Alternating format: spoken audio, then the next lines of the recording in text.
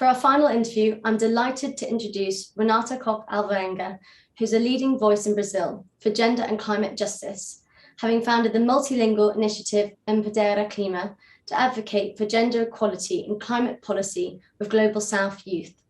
Renata is a Girls 20 ambassador, national UN Women, Transform Education leader at the United Nations Girls Education Initiative, and gender co-lead for youth at the UN Climate Change Convention.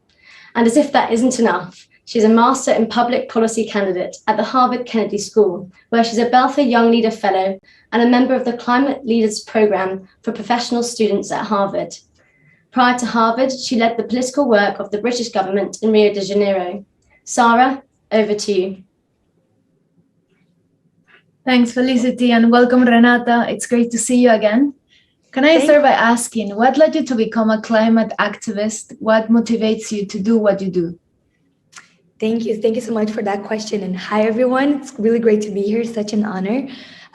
So in terms of how I became a climate activist and why, I think just as young people living in 2021, dealing with the climate crisis is one of our biggest challenges, I think it's just really important that we do something about it. And there's so many wonderful youth movements happening nowadays, as we heard from the previous speakers. So there's so many ways that young people can get involved.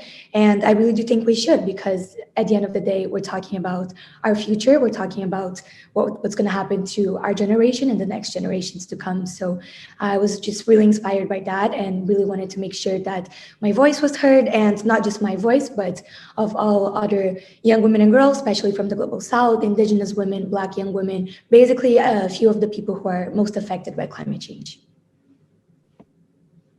Right, and you were physically present at COP26, so I want to know, what do you hope COP26 will achieve?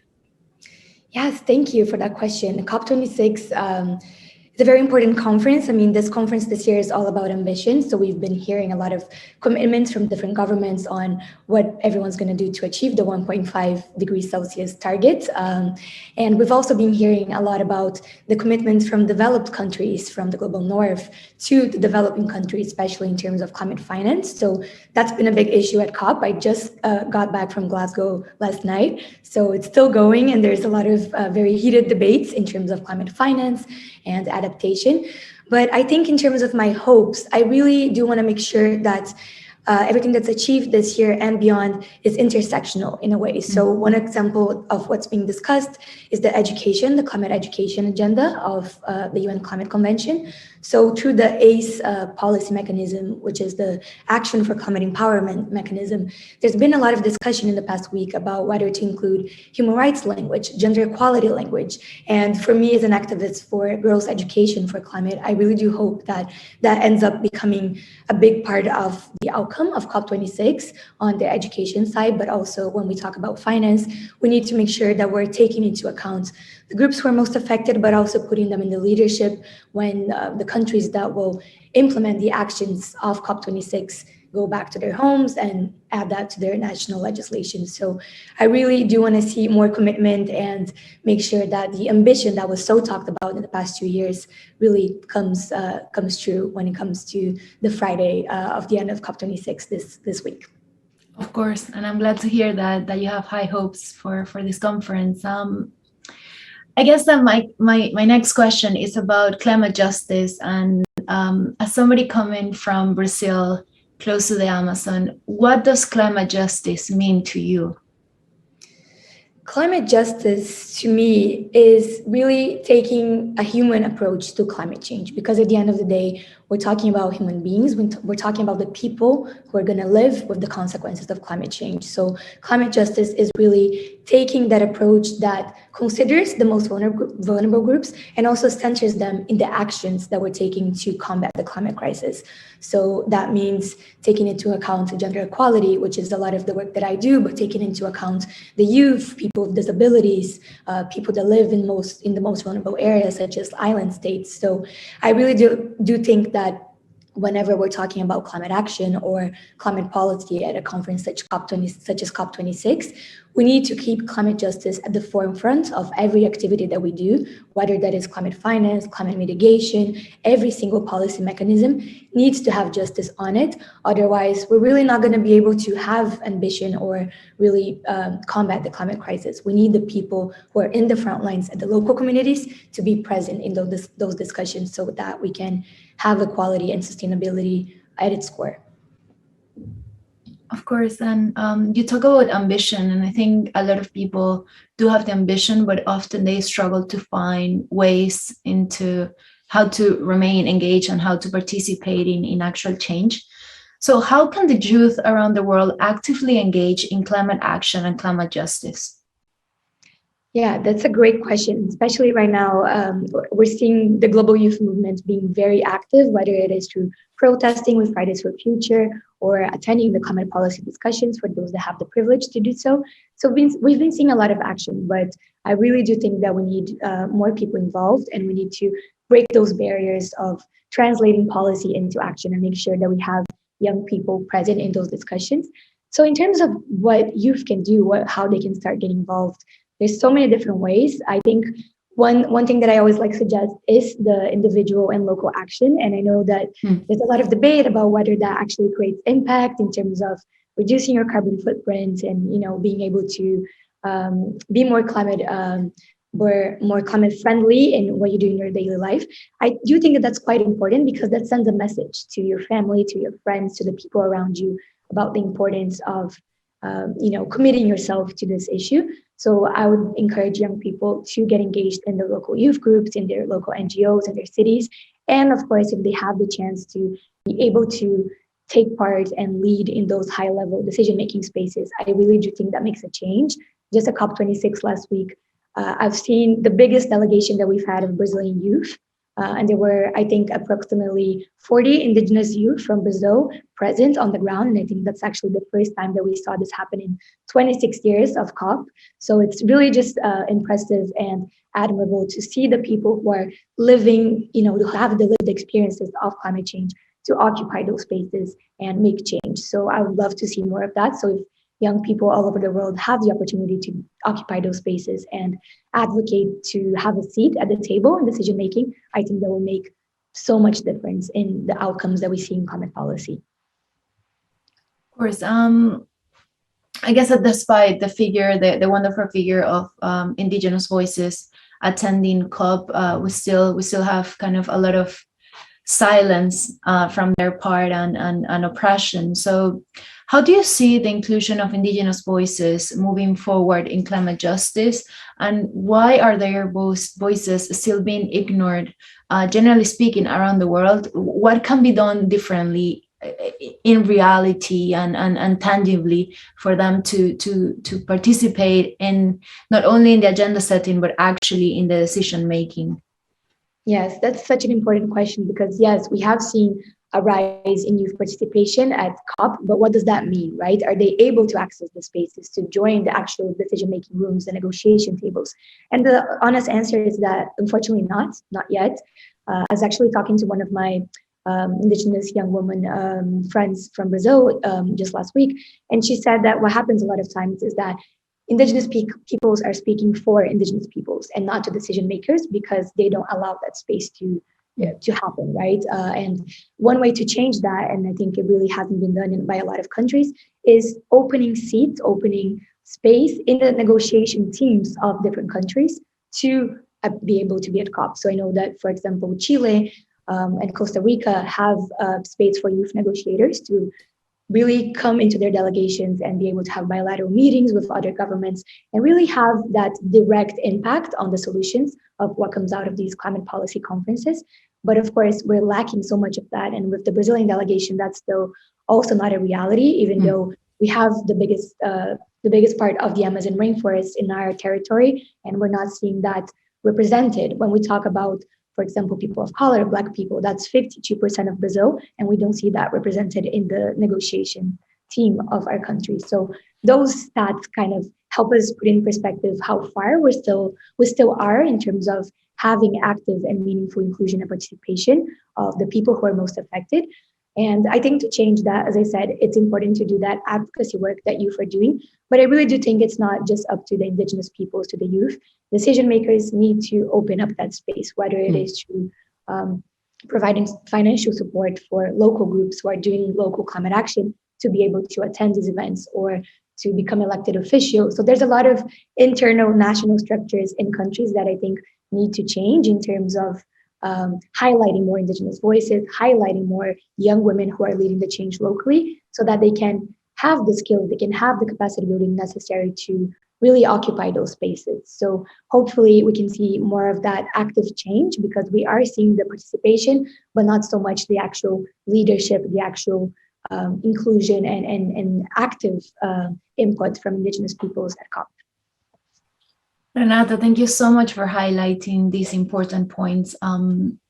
As a message, what should the international community do differently regarding prevention, mitigation, and adaptation strategies to climate change related impacts? And feel free to provide examples for each category. Yeah, of course. I think when we're talking about climate change or just fighting the climate crisis, it's such a complex issue. So you highlighted a few of the main areas, such as mitigation and adaptation. And when you actually get to attend a conference such as COP26, it can be extremely overwhelming because you see all of the negotiation rooms working at the same time to achieve agreements on those very specific issues of the climate crisis. So in terms of what the international community can do, as I mentioned in the beginning of my talk, I think there really needs to be more financial commitment. We saw in 2015 with the Paris Agreement that developed countries made a commitment of providing $100 billion a year through the Green Climate Fund for developing countries because, and again, this brings us back to climate justice. We see the historical responsibility of many countries like the United States and in a lot of countries in Europe who have been emitting carbon for many more decades than a lot of the developing and poorer countries. So it's really important that now we see the action on those countries so that we can bridge the gap in terms of the historical emissions and the historical economic development gaps. So I really would like to see more commitment to finance, to climate finance, and especially climate finance that, as I've been mentioning, is intersectional and consider the groups that are most affected. And that can happen in all of the areas that you mentioned in adaptation and mitigation. And really, to be honest, I think just having more that sense of urgency is really important because it's 2021, we've gone through the pandemic, we're still going through the pandemic.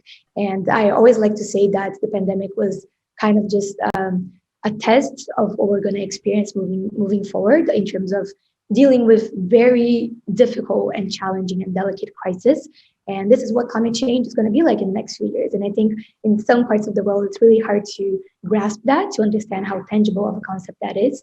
So if we really understand the urgency of what's being done and really make sure that climate action becomes the central commitment of every single government, of every single party to the UN Climate Convention, we're going to start seeing some change. And we're still seeing some gaps in that. There's some countries doing that, some are not. So that's why it's important that we bring civil society together, businesses as well, because the responsibility should be with every single stakeholder that's active in this issue, and that's really everyone. So I would like to see more commitments from decision makers who have that space, but also from the people who are working in this field or businesses who are emitting a bunch of carbon in very developing and poor areas. And because I think it's, at the end of the day, this is a very big challenge that needs a united solution, right? So it needs everyone's support with a just lens. And that's not really what we're seeing right now. So I really do hope that moving beyond COP26, we're able to increase that ambition, both in terms of local and national action through governments, but also through very ambitious climate finance commitments and just making sure that the actual promise of $100 billion a year is fulfilled. Speaking about action, what are some of the takeaways that you have had regarding your work as a climate activist? Yeah, there's been so many. I mean, I've been an activist since I was 18 years old. And so it's been about six years that I've been really focused on the issue. But I think, I've been someone that's passionate about the environment and also a feminist for my entire life. So it's really been a challenging yet very rewarding road of being able to be a part of those spaces. And in terms of key takeaways, I really do think that as young people that are able to occupy those spaces, we need to understand our value in those spaces, because I think it oftentimes can be really hard to be in these really high level discussions at the UN and not feel heard or not feel like your opinions matter when you're surrounded by these old decision makers, old diplomats. So it's really important that we bridge that gap ourselves as well and understand the value of young people, the value of our skills, our creativity, our energy, our drive to solve this crisis, because sometimes that's not really highlighted by other parties. So we need to make sure that we do that. And that's been a big takeaway. And I also think solidarity has been another big one. I will say that my time at COP in the last week has been mostly about reuniting with a lot of great friends from all over Latin America, all over the world, really. After this really hard few months of the pandemic, being able to see each other in person and really recharge our batteries as climate activists has been super powerful and important, so we can continue the fight that we're doing. Because the climate crisis, as I said, it's really, really a difficult challenge. And there's a lot of conversations in the youth spaces about climate anxiety and about not being able to deal with everything that's happening, especially when you're at the forefront, when you're living those experiences every single day. How can you both be able to adapt, but also be able to make change in those very difficult and delicate contexts? So I really do think that by having solidarity with each other and having those networks, those communities, whether it is within the organization that you're a part of or attending a conference or even through Zoom, because I do think that even though the pandemic has provided a lot of challenges, creating that virtual community has been a silver lining in everything that's been happening. So I would encourage everyone that wants to be engaged in this movement or is a part of this movement to find the people that are passionate about the same things that you are, so that you can really create that resilience, create that power group, so you can continue this fight, because it's definitely not an easy one. Well, we're sadly coming into an end of our conversation, but I have a last question, and it's acknowledging that in some regions it is still difficult to speak about a post-COVID era. What message would you want to send to those listening about how current and future leaders can work towards addressing world challenges post-COVID, particularly in relation to climate change? But feel free to speak more broadly. Yes, of course. I think, yes, we're hearing a lot about building back better when it comes to the UN work or just national governments after this horrible time of the pandemic. And as you said, many countries are still going through very difficult sides of it. And we also saw that at COP about the lack of vaccine access and many volunteers and many young people from the global south not being able to participate because of those inequalities in terms of COVID. So we really are seeing the consequences of that and how that really affects the negotiations, affects the discussions in terms of justice. So in terms of building back better and thinking about how we move forward from this very difficult period of the pandemic and start addressing more directly the many issues related to the climate crisis, I think we need to consider that it is a big challenge, but that we need big commitments from all sides. So I would encourage young people who are maybe active in public policy or politics to be able to occupy those spaces as well, whether it is Congress or City Hall, and really advocate for that, because we do have a good argument. We've seen how we've been dealing with the pandemic. We've seen, firstly, the inequity between Global South and Global North in terms of access to resources to deal with the pandemic. So the same thing will be true when it comes to the climate crisis. We've also seen, I don't know if everyone has read the reports, but we've seen a lot of feminist leadership when it comes to fighting COVID. So a lot of women leaders all over the world have been very ambitious and delivered great results. And we often see those studies as well when it comes to climate. We know that when we have more women in parliament, for example, women in Congress, we are able to pass more environmental friendly agreements, more ambitious climate agreements.